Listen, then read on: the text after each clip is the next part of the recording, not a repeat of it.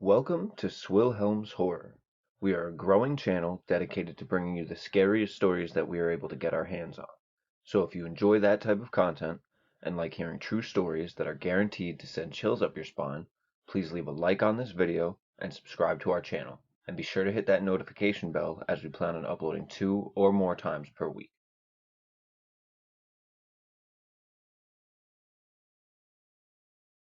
Three siblings, Sarah, Sean, and James, had all moved with their parents to a small town in New Mexico. And after living there for about a year, they had all been told various stories about an abandoned mine shaft in the area that most of the people who lived there tended to stay away from. As for the reasoning behind this, it depended on who you spoke to. The mine had a ton of local legends and folklore centered around it. While some people said that it had spirits in it that would follow anyone who entered the mine home and haunt them for the rest of their lives, some others said that a hatchet-wielding mass murderer has hid himself away in there for over 40 years. It's all just a ton of stories that people tell each other to creep them out. However, people still stayed away from the mine, and the three siblings noticed this. This piqued their curiosity, and seeing how before moving to their new home, they had all been avid explorers in their area, known to go into places that others would normally stay away from, like narrow tunnels and caves, this seemed like the perfect place to go exploring. So one weekend, the trio each grabbed their backpacks and filled them with bottles of water and extra batteries for their flashlights, and they let their parents know where they were going, and they headed off to the mine. Once they got there, they could tell that no one had been in or out in quite some time, considering the amount of spider webs that they had to brush out of the way. But Sean and Sarah just grabbed large sticks that they found on the ground and began brushing the webs away. And after shining their lights into the mine, the three made their way into the darkness.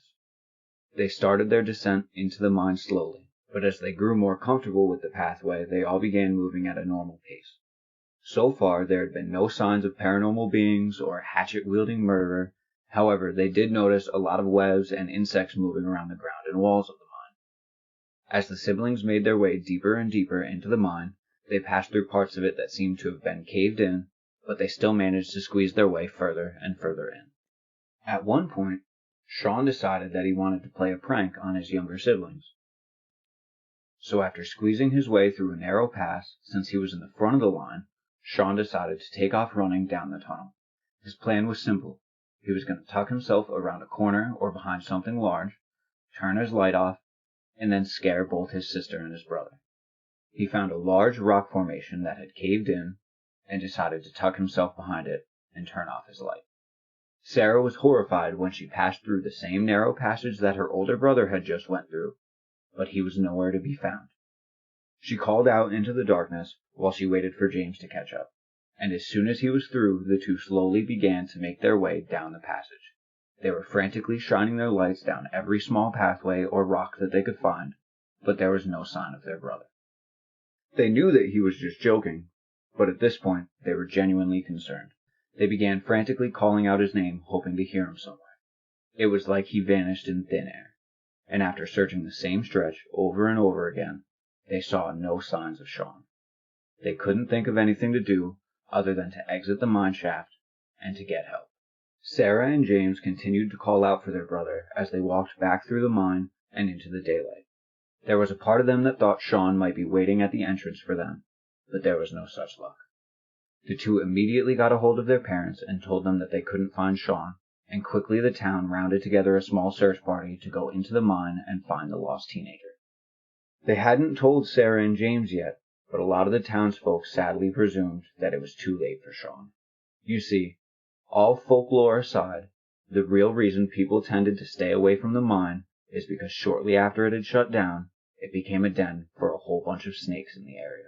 They enjoyed the cool temperatures compared to the heat outside, and after a few people had gotten bit while walking through the mine and exploring it, most others tended to steer clear.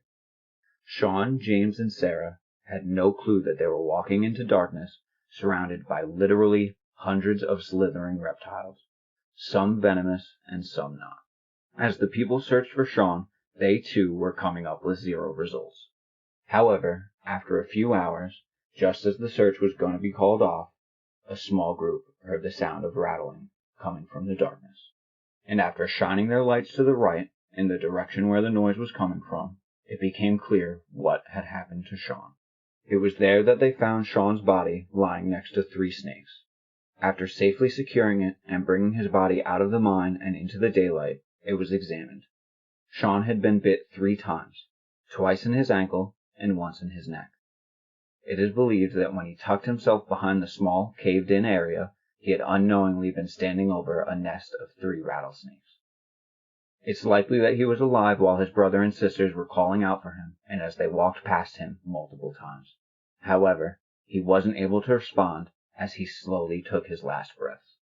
Since then, the mine has been labeled with a sign warning anyone of the dangers that lie inside. It was proposed that the town just board up the shaft. However, in the name of wildlife preservation, they figured it should remain available for animals to take shelter in.